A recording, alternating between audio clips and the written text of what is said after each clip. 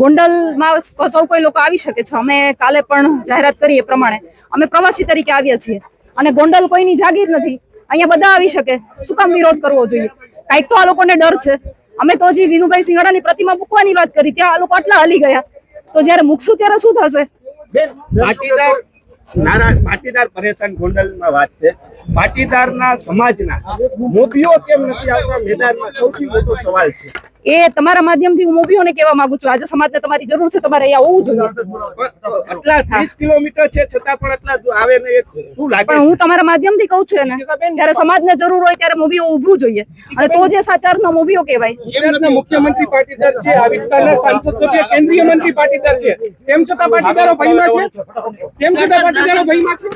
અહીંના કેમ પાટીદારો તેમ છતાં પાટીદારો ભયમાં છે। અહીંના પાટીદારો કેમ કોઈ સામે નથી આવતા? મુખ્યમંત્રી પાટીદાર છે, આ વિસ્તારના કેન્દ્રીય મંત્રી પાટીદાર છે, ભાજપ અને કોંગ્રેસના બેના જિલ્લા પ્રમુખ પાટીદાર છે, તેમ છતાં ગોંડલમાં ભય આજે એટલા માટે જ હું આવી છું કે આટલા બધા લોકો પાટીદારના છે, છતાં પણ ગોંડલની પ્રજા, ગોંડલની અંદર પાટીદારો આટલા ભૂમિથી જીવી રહ્યા છે અને કેટલા બધા પાટીદાર આગેવાનોના ખૂન થઈ ગયા છે, મર્ડર થઈ ગયા છે, એના આરોપી આજે પણ રીઢા ગુનેગારની જેમ બહાર નિર્દોષ ફરી રહ્યા છે।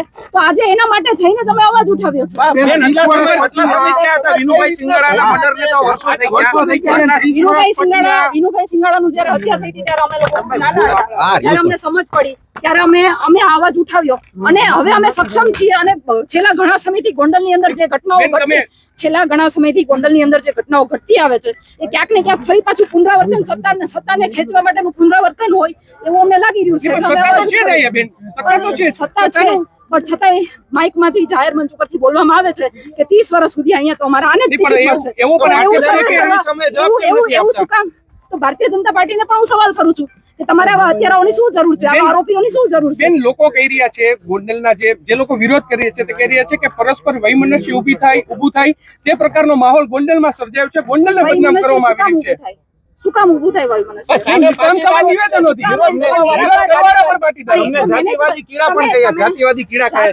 જાતિવાદનો કઈ વાત જ નથી આવતી, કારણ કે જયારે ક્ષત્રિય સમાજની બહેનો દીકરીઓને જયારે જરૂર હતી ત્યારે અમારા સમાજના પરસોત્તમ રૂપાલાએ જયારે નિવેદન આપ્યું હતું, અપમાનજનક ટિપ્પણી કરી હતી, ત્યારે હું પાટીદાર મહિલાઓની સાથે હતી, હું પાટીદાર મહિલાઓની વાહરે હતી અને આજે પણ હું એ અપમાનજનક ટિપ્પણીને સમર્થન નથી કરતી। બેન, તમે કેટલા નેતાઓને મળ્યા છે? મેં તમને કહ્યું એમ કે અહીંયા આખી બોડીમાં પટેલ, અહીંયા આખી બોડીમાં પાટીદાર છે। આ એક જાહેર કાર્યક્રમ છે, આના માટે નેતાઓને મળવાનું ના હોય।